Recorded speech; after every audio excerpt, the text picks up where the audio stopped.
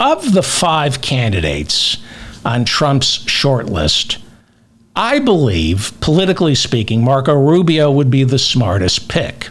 He's experienced, he's sharp, quick-witted, and he understands policy. He really does. Plus, he's Cuban, which is kind of like being Hispanic if you don't pay attention to Florida politics. Marco Rubio would placate what's left of the old guard conservative wing of the GOP, which is why Trump won't pick him. Trump, from what I understand, and who knows, but from what I'm hearing, Trump wants to pick a woman or an African American. The problem is every Republican woman and every Republican African American is certifiably batshit crazy. Trump wants to surprise us. He wants the big reveal. I don't think his choice for vice president is going to be anyone we think he's going to pick. Byron Donalds is the black congressman from Florida, and he's, I mean, if you're looking for a vice president and you're Republican, he's pretty good. He's shown a willingness to debase himself. But at the same time, Congressman Byron Donalds stood up to Ron DeSantis and the Florida school administrators. He stood up to their new teaching standards that require middle school students to be taught that slavery had some benefits for black people. That's what it takes to be a courageous black Republican, to have the temerity to say slavery was a bad thing. I can go along with you on a lot of things, but when you say slavery was a good thing, that's where I draw the line. But Byron Donalds, as far as Republicans go, is pretty sharp. Then there's Elise Stefanik, J.D. Vance, and Tim Scott, who are all unlikable. Stefanik is a Harvard-educated New Yorker. She's an opinionated woman who is going to alienate Trump's misogynist base. Tim Scott is supposedly getting married, finally, but we'll see if he goes through with the marriage when Trump doesn't pick him as his vice president. And J.D. Vance has a long paper trail of disloyalty to Donald Trump. And he is starting to look more and more like what he is, an opportunistic infection. I doubt J.D. Vance, Elise Stefanik, or Tim Scott will be picked. I go back to Florida. Byron Donalds is from Florida. So is Rubio.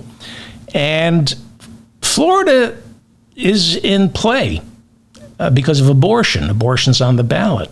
Biden is within striking distance. So it wouldn't be the worst idea for Trump to pick a running mate from Florida. And we've been over this. There's nothing in the Constitution that prevents a president and a vice president from being from the same state. It just only gets complicated if it gets thrown into the House of Representatives, which is a possibility, but there's nothing that prevents Trump from picking a Floridian. So, again, the smart move is either Rubio or Byron Donalds, but Trump doesn't make smart moves. Here is what my gut tells me. This is what I'm going to predict. Trump will seal his doom by whomever he picks. The same way John McCain lost in 2008 because he picked Sarah Palin. I mean, that was disloyal. When he picked Sarah Palin, Republicans asked, does this guy love this country? It was the height of irresponsibility for John McCain to pick Sarah Palin.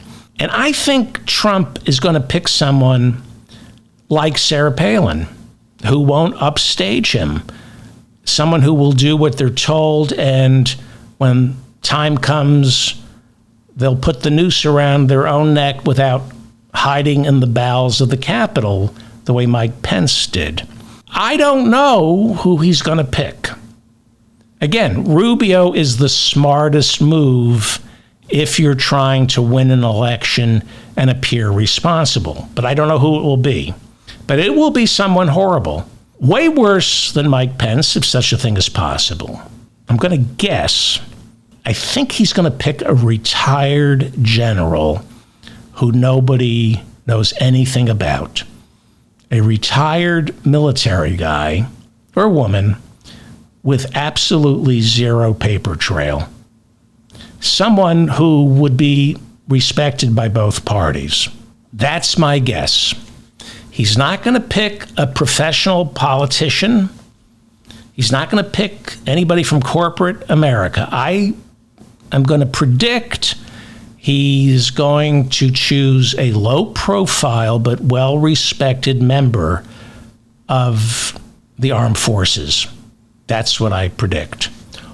Or Amy Cooper, that Karen who called the cops on the black bird watcher in Central Park 4 years ago.